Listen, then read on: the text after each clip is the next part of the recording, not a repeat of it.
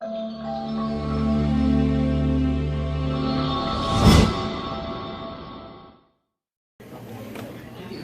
I'm here, I'm here at Leo's Coney Island. I came for the milkshake.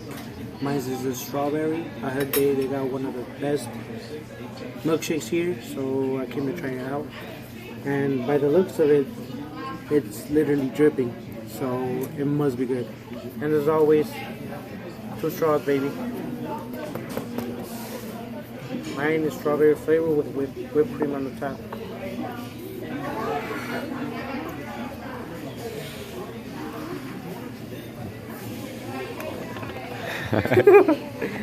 I'm so excited.